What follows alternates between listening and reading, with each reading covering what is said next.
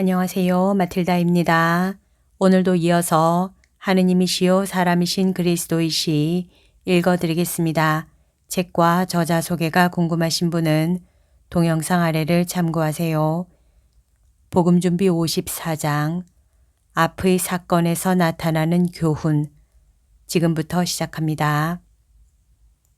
예수께서 말씀하신다.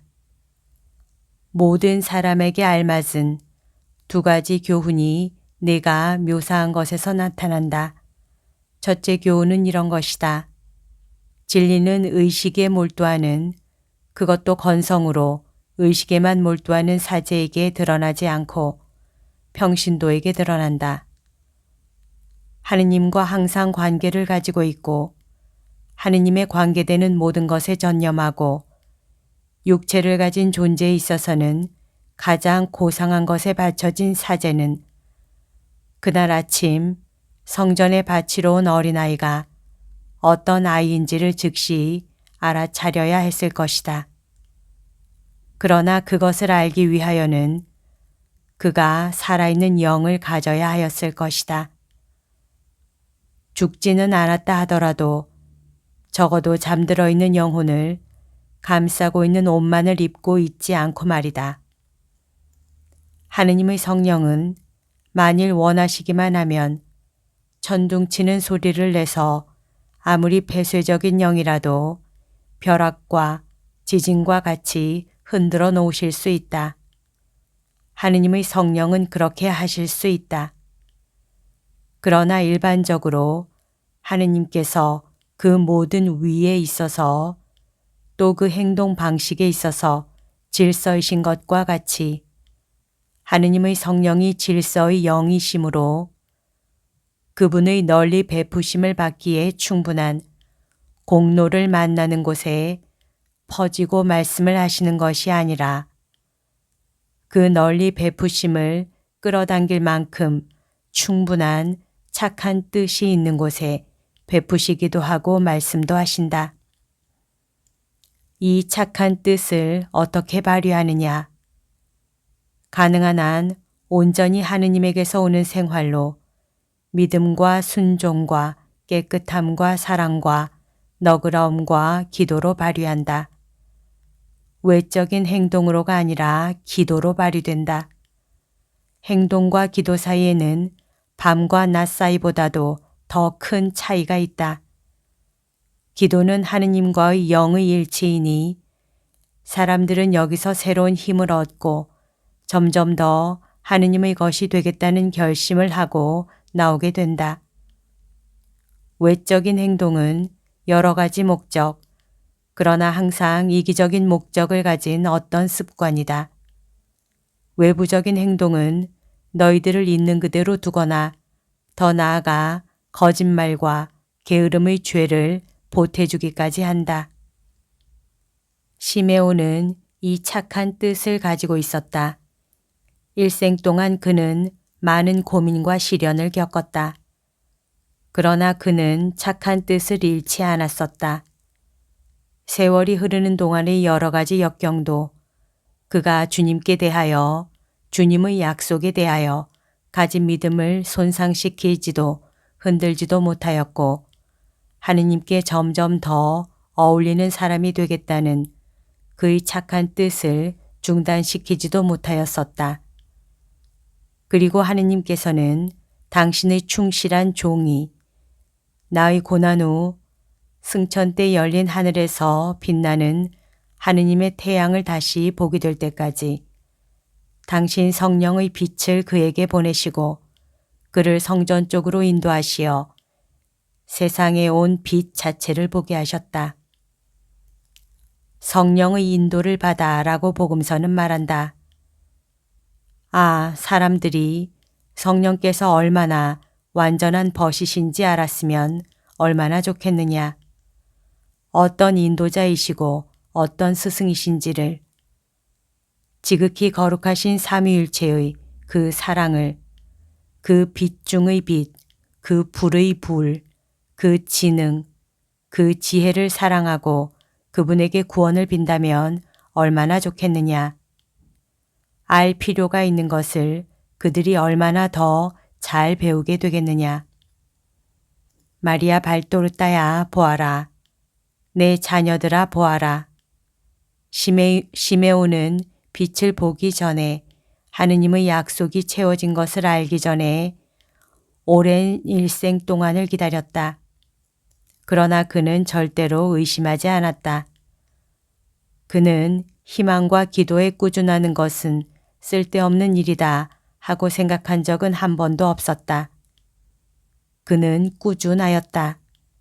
그래서 사제와 오만하고 눈이 먼 최고 법원의 위원들이 보지 못하는 것을, 그에게 따뜻한 체온과 미소를 주는 그 어린 아기의 몸에서 하느님의 아들 메시아 구세주를 보는 은혜를 받았다. 그는 아기인 나의 입술을 통하여 그의 정직하고 경건한 일생에 대한 첫 번째 보상인 하느님의 미소를 받았다. 둘째 교훈은 안나의 말이다. 역시 예언자인 안나도 갓난아기인 나를 메시아로 알아본다. 그런데 이것은 그가 예언의 은혜를 가졌으므로 그에게는 자연스러운 일이다. 그러나 안나가 믿음과 사랑에 이끌려 내 어머니에게 말하는 것을 너도 듣고 너희들 내 자녀들도 들어라. 그것을 가지고 이 암흑의 때에 이 빛의 축일에 떨고 있는 너희들의 정신을 위한 빛으로 삼아라. 구세주를 주신 분에게는 당신의 눈물을 닦아주기 위하여 천사를 보낼 능력이 없지 않을 것입니다.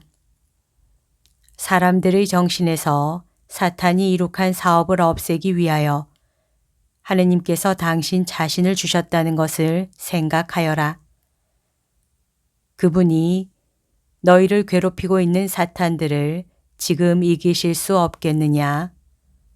그분이 저 사탄들을 쫓아버리고 당신의 그리스도의 평화를 다시 주심으로써 너희 눈물을 닦아 주실 수는 없겠느냐?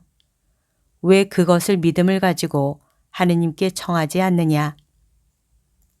너희들의 수많은 죄로 인하여 분개하신 하느님의 준엄이 그 앞에서는 미소와 더불어 사그라지는 저항할 수 없는 참된 믿음을 가지고 말이다.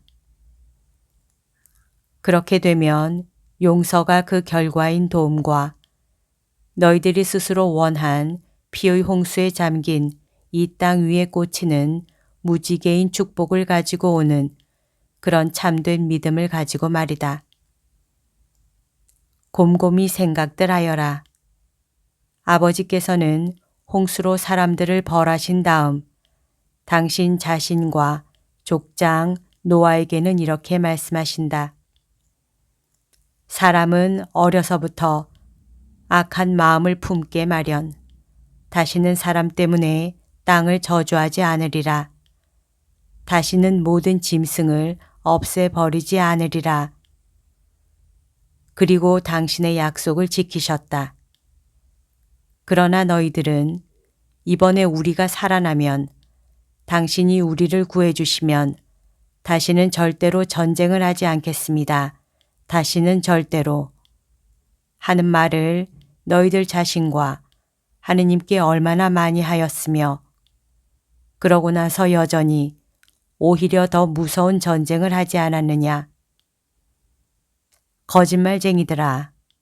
그리고 주를 존경하지 않고 너희들의 약속을 지키지 않는 자들아. 얼마나 많이 그랬느냐 말이다.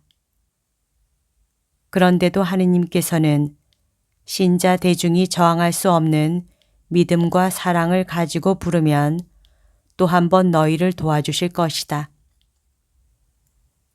하느님의 준엄을 아주 강렬하게 존속시키는 사람들의 무리와 비교하기에는 너무나 수요가 적은 너희들 모두.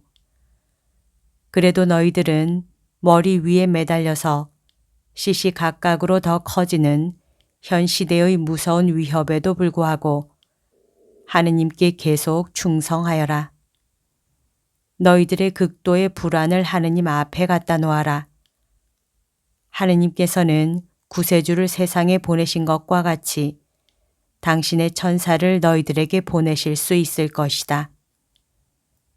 두려워하지 말고 십자가와 일치하여 있어라. 십자가는 항상 마귀의 계략을 이겼다.